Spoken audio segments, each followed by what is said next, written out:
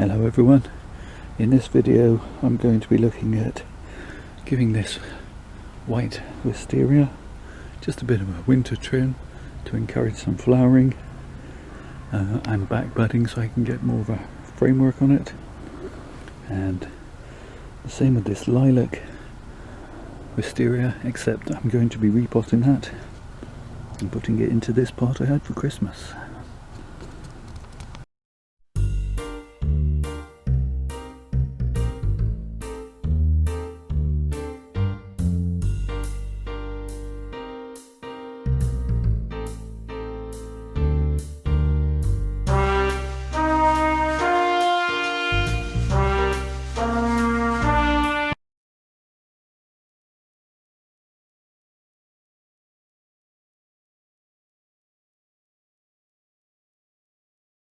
Okay, so starting off with the white, it's a Longissima Alba.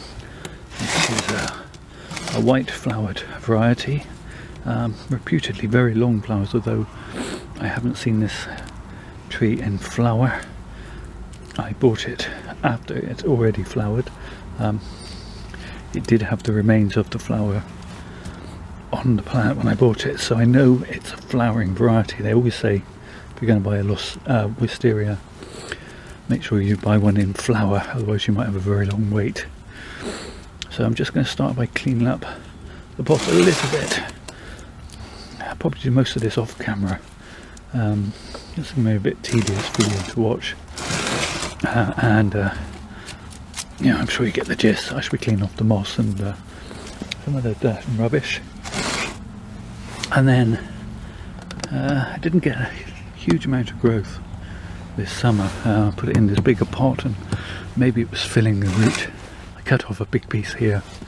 Maybe it was just filling the pot with root, and that's why I didn't put on a lot of growth. But I pruned them back in the summer, as you should, 4 or 5 buds per twig. And now is the time to cut those back again to 2 buds, which should then, in theory, flower. Now,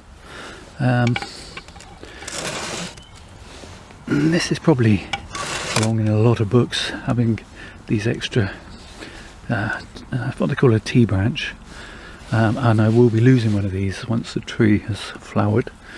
But I'm going to leave it on for now because I want the flower, basically. The dead piece there, that can come off.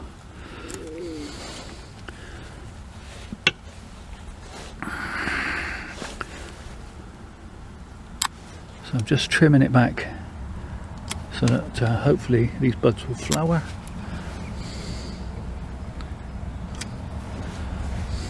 If not, I'll be very disappointed. Eventually I plan for the head of the tree to be quite tall. This will be quite a tall tree, so all these will come off probably this spring, and I want the head of the tree to be in, let's camera up a little bit. I want the head of the tree to be built in this area, right at the very top. Reputedly, I've read online that the flowers of this variety can be as long as 2 feet long, which is 60 centimeters, I think, in new money, as it were. So yeah, long flowers, which is why I want it to have the height so that it can droop the flowers. So that's pretty all I'm doing, is I'm just taking it back to 2 or 3 buds on each of these stalks and hoping for some flower this early summer, and also lots of budding back and new shoots coming out all over the place from which I can build up a nice new head. That's really it. That's just all I'm doing to this tree. So we'll have a look at the other one next. Okay, so this is the smaller lilac flowered wisteria. Grew really well last year, and I put it in this blue pot, which I still like, but because the wisteria like a really heavy claggy soil rather than the loose bonsai soil, I feel once this gets really root bound in this pot, because the sides bulge out at the bottom, it's going to be really difficult to repot and get out. Plus I got this rather nice cream pot. We'll start off with just doing the rudimentary prune that we discussed. So I cut it back to 5 buds, a couple of which started to shoot out during the warm weather, unfortunately, but that's fine because we're going to lose those now. And I'm going to prune it back to there, which is 2 buds. And on this side I'm also going to prune it back to 2 buds, and I'm going to take this piece off entirely. And this will be a much shorter bonsai because the flowers are much shorter, therefore it doesn't need to be as tall to keep the flowers looking in proportion. This at the present time is my preferred front, and though this piece looks a bit straight at the moment, actually there are 2 buds. There's 1 bud there and 1 bud there, so I'm going to cut that back again. There. And these species I'm just going to shorten, and they may even be lost once the tree has flowered. I did buy this in flower, so now comes the moment where we see how easily or not the tree comes out of this pot. I fear it might be a knot. Let's get rid of the cane. Oh no, it's going to come. It's grown quite nicely. I did put decorative gravel on the top, but afterwards I didn't like it, so get rid of that.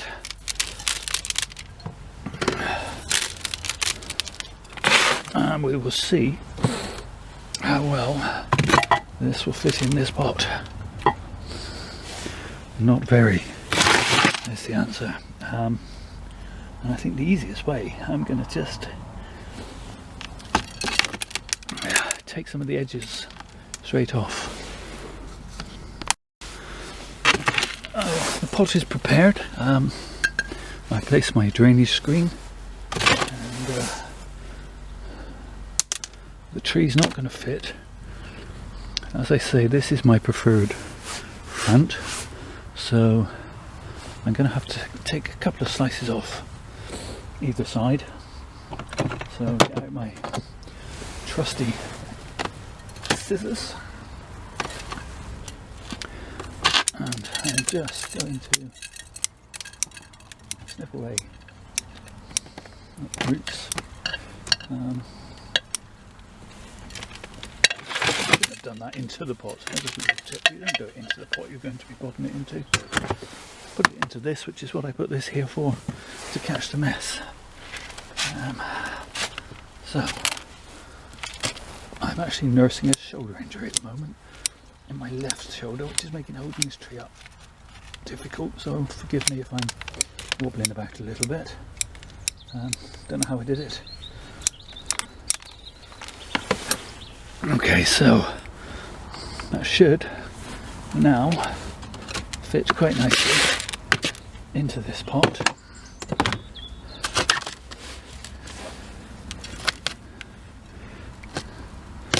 There's a bit more.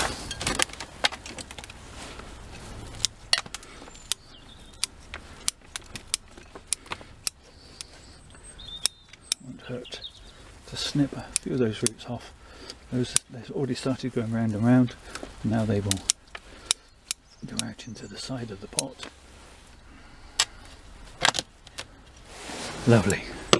So all I need to do now is fill in the bottom and the sides with some compost, and then the tree is ready for spring.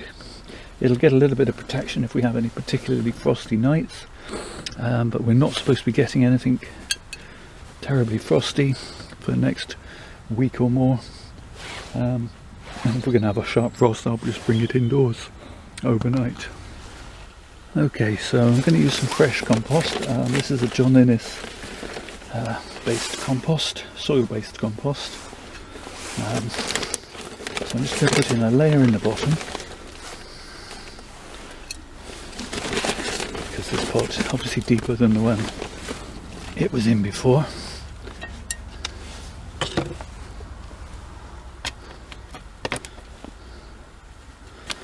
That's lovely. That brings the tree up. As I say, this is the front, and I've got it more this way than that way. This is leaning. Am I getting my words out very well? No, I'm not.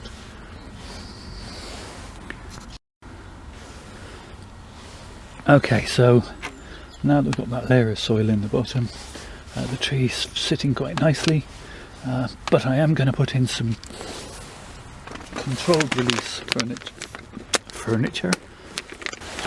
Okay, so with that layer of compost in the bottom, that brings it up to quite a nice layer. Level. Sorry. I'm going to put in the bottom some of this controlled release. You may have seen these things before. They come in two sorts. There's continuous release and controlled release. Now, with your continuous release, as soon as the compost gets wet and the balls get wet, then they start to release the furniture. I keep saying furniture. Why do I keep saying release the furniture? Release the fertilizer. With this controlled release, they have a coating that only starts to release the fertilizer when the temperatures are ideal for the plant to be in growth. So it doesn't get wasted, if you see what I mean. It doesn't leach away during cold, wet weather when the plant's not growing. So it actually works better if you can get the controlled release fertilizer rather than continuous release. So I'm just going to fill it in.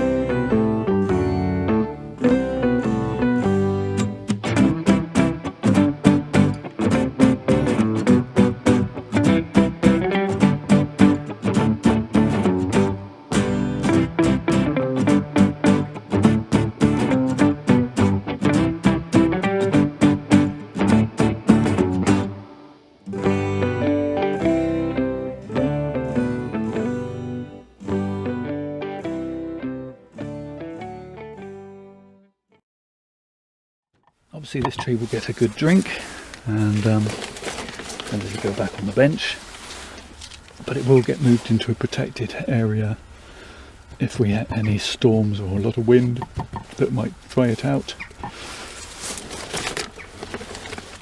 or any sharp frosts. They say the forecast for the next week is wind and rain, so shouldn't be much in the way of frost to worry about. I'm not going to put the cane back in at the moment. I don't think the tree is going to need it. It's quite firm. I may put a cane in to train any long growths in during the summer if I need to. Okay, so do a quick kind of 360 on this one, and we'll come back and look at it hopefully when it's full of flower. Okay, so there's the tree in all its glory. Giving it a water now. It may get a further hard to prune after after it's flowered. There is a length of from around here to here where there is no taper, so I may prune it down to achieve a better taper, but other than that I'm really happy with the way things are going with this tree. So yeah, onwards and upwards. Thank you all for watching, and please do take care of yourselves.